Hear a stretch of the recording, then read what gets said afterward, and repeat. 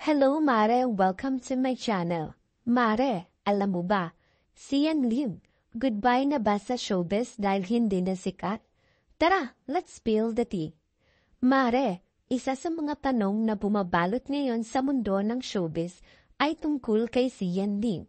Goodbye na ba siya sa showbiz? Bakit hindi na siya ganon kasikat gaya ng dati? Kailan nga ba nagsimula ang pagbaba ng kasikatan ni si Yan Lim? Tara, alamin natin ang mga detalye. Si Yan Lim, isa sa mga pinakamamahal at pinakasikat ng aktor ng kanyang henerasyon, ay naging paborito ng mga manunood mula sa kanyang mga teleserye at pelikula. Mula sa pagiging heartthrob sa My Binondo Girl hanggang sa mga projects nilang magkasama ni King Chu, hindi maitatanggi ang malaking tagumpay ni si Yan Lim sa showbiz. Ngunit tila may mga tanong na naglalaro sa isipan ng marami. Bakit nga ba parang hindi na siya gaanong ka-active at popular tulad ng dati?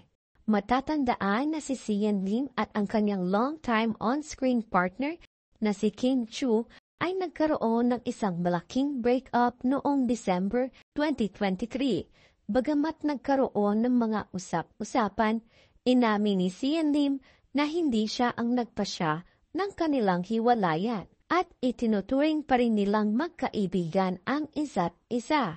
Mabilis na kumalat ang balita at marami ang nagtanong, may epekto ba sa kanyang career ang nangyaring breakup? Ilang buwan na rin ang lumipas mula nang maghiwalay sina si Yan Lim at King Chu matapos ang 12 years of being in a relationship. Bagamat hindi nila binanggit ang dahilan ng kanilang paghihiwalay, ang publiko ay abala pa rin sa mga haka-haka at espekulasyon tungkol dito. Ngunit mare hindi nagtagal, ay lumitaw ang pangalan ni Iris Lee, isang film producer na ngayon ay kinikilalang bilang bagong kasamahan ni si Yan Lim. Kinumpirma ng aktor ang kanilang relasyon at nilinaw niya na si Iris Lee ay hindi isang third party sa kanyang relasyon kay King Chu. Pero matatandaan noong taong 2023, naging mas malapit ang kanilang working relationship ni Iris Lee at si Yan Lim.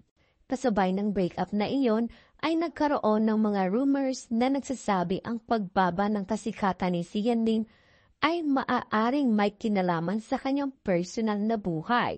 Ngunit wala naman itong naging epekto sa kanyang mga loyal na fans. Isa pa sa mga naging dahilan ng mga tanong tungkol kay si Yan Lim ay ang pag-flop ng proyekto niya noong May 2024, ang teleseryeng Playtime, kung saan naging lead siya, ay hindi nakamit ang inaasahang tagumpay, kung saan sa isang banda, naging underwhelming ang ratings at hindi nakapagtangkilik ng mga manonood. Bagamat sinubukan ng palabas na maghatid ng saya sa mga manonood, hindi ito naging katulad ng inaasahan sa kanyang mga tagahanga at ng buong production team. Is this the start of his decline in showbiz? Mula nang lumabas ang Playtime, nagdesisyon si Yan Lim na maging tahimik sa showbiz. Ang huli niyang Instagram post tungkol sa showbiz ay noong July 2024 at mula noon, wala nang update tungkol sa kanya. Ngunit may bago tayong update, mare. Ipinakita ni Yan Lim ang isang exciting na parte ng kanyang buhay, ang pagiging helicopter pilot. Oo, tama ang narinig niyo. Hindi lang acting ang kaya niyang gawin, kundi pati na rin ang magpalipad ng helicopter. Sa kanyang Instagram post, nag-post si Yan ng selfie mula sa taas ng kalangitan habang siya ay naka-pilot seat. Ang caption niya ay, "First time in the pilot seats. Nothing compares to the thrill of taking flight and seeing the world from above. Here's to new heights and unforgettable views. #first flight." Talaga namang new heights ang tinutukoy niya. Kasama pa ng post na iyon ang pasasalamat kay Captain Sassy Chick, ang kanyang flight instructor.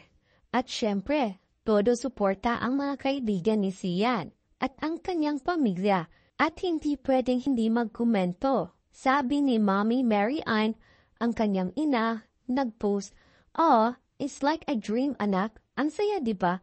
Mukhang ginugugol ni Sian ang kanyang panahon para sa mga bagong adventures. Ano ang inyong opinion, mga mare? Goodbye showbiz na ba siya? O baka naman may iba pang pasabog na hatid si Sian Lim? I-comment na yan sa baba at huwag kalimutang mag-like at mag-subscribe para sa mga susunod na updates. Yun lang, mare. Thank you for watching and don't forget to watch our other videos.